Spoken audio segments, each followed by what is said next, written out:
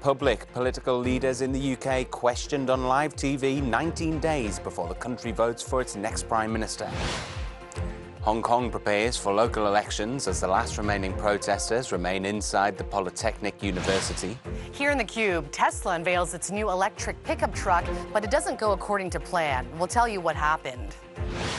And Euronews space correspondent Luca Parmitano explains how his team carry out tricky repairs on board the International Space Station. Hello and welcome to Euronews Now. We begin in the UK, where leaders of the country's four major political parties spent Friday evening being grilled by British voters.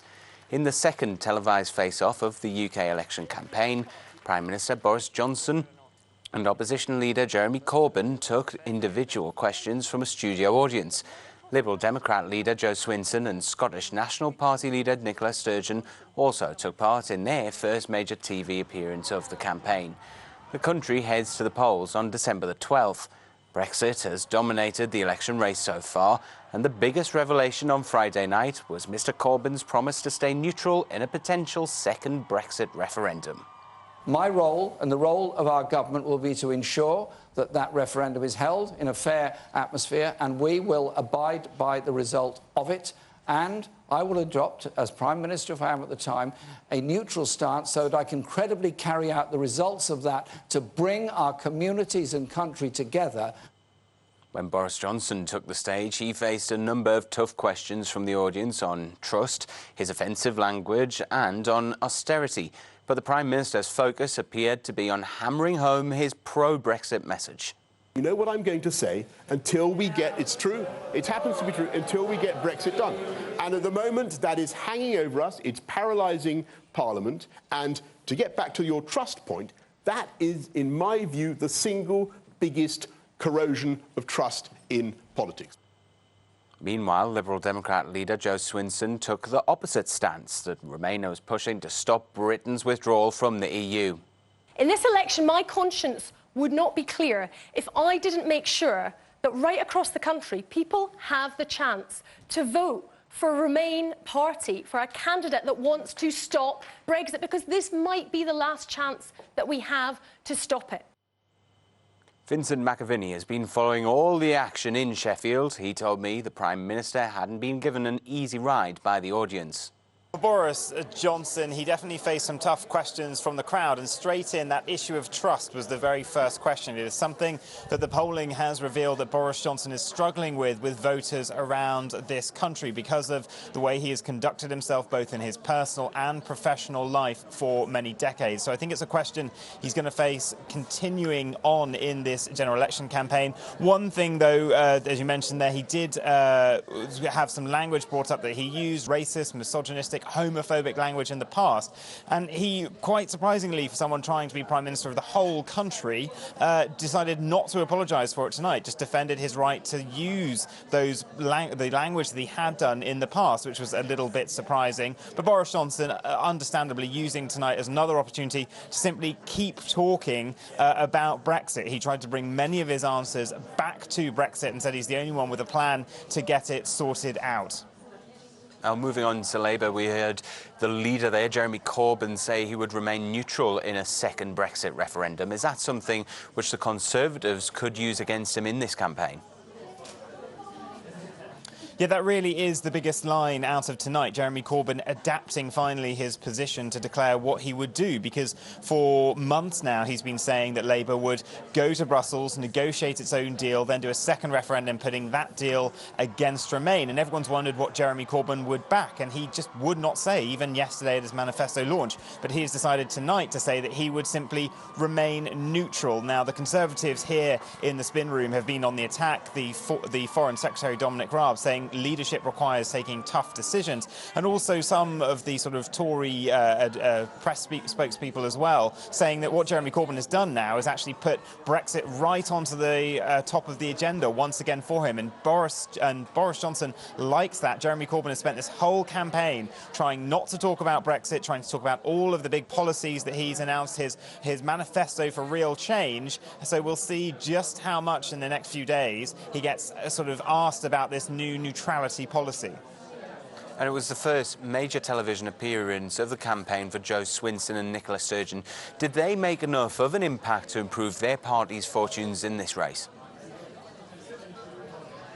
Well, I think firstly with Nicola Sturgeon, she probably had the strongest evening tonight here in Sheffield. She seemed very composed. She's been a leader for longer than all of the others that were up there tonight. She's done these kind of events before, and she was talking about Scottish independence, about possibly if, big line from her tonight, she said that if there was a hung parliament and Labour wanted to do some kind of deal, it wouldn't be a formal coalition government like we had back in 2010 between the Lib Dems and the Conservatives. It would be a less formal arrangement, so maybe the kind of supply and confidence arrangement like we had with the DUP and the Conservative Party over the past few years. But interestingly as well, a point to pick up, Jeremy Corbyn had said that in his section, if there was some kind of deal between the two, he would said that he would allow a second referendum at some point in their time in office, but tonight he was bringing that right down to 2 years, so that was quite interesting. And for Jo Swinson, I mean, she had a really tough time with this audience tonight. She was being picked apart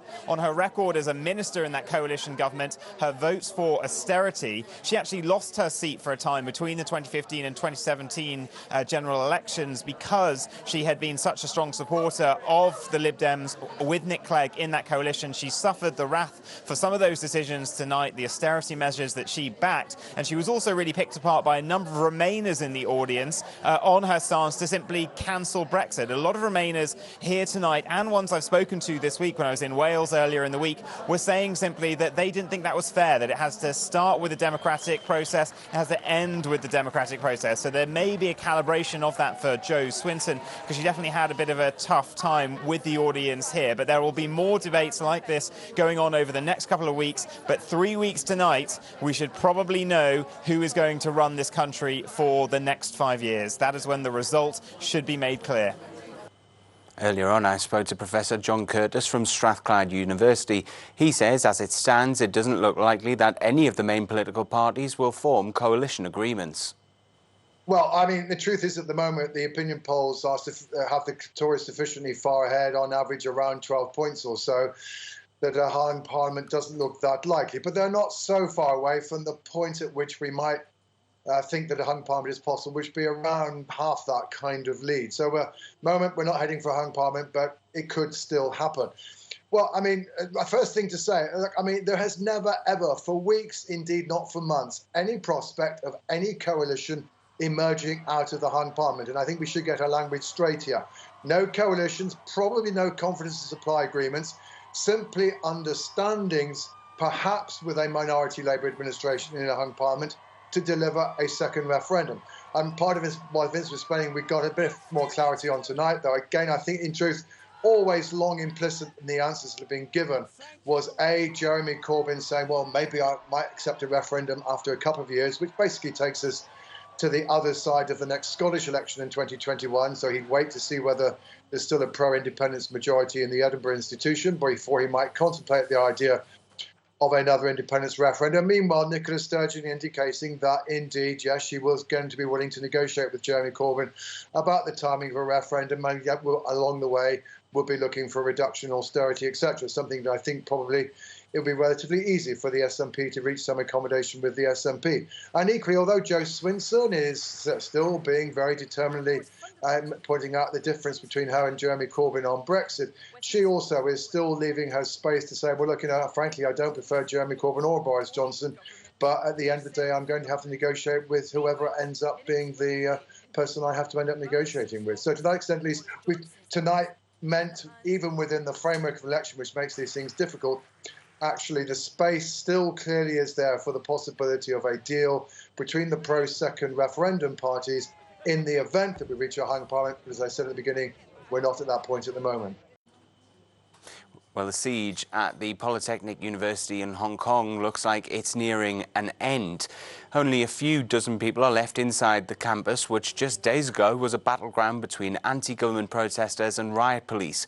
But local elections this weekend may prove a new flashpoint, with the results sending a message that could reshape the protest movement, as NBC News chief global correspondent Bill Neely reports. The standoff at the university here in Hong Kong, the scene of the most Violent clashes in nearly 6 months of protests. The standoff goes on. Riot police surrounding that university, and a few dozen protesters still holed up inside. One by one, the protesters have been coming out tired, hungry, scared. Those over 18 are immediately arrested. Those under 18 have their names taken and can go home. The standoff continues. There is no sign that the police are going to move in. It looks like they're simply going to wait this out.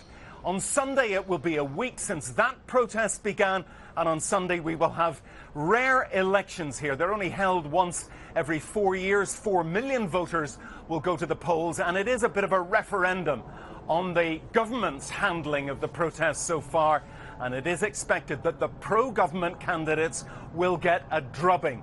83% of Hong Kongers recently said they did not support the government or the police's handling of the protests so far. So expect on Sunday that the pro-democracy candidates will do well, and this will probably be a grave embarrassment, not just for Hong Kong's government here, but for Beijing and for President Xi, because it's his problem too.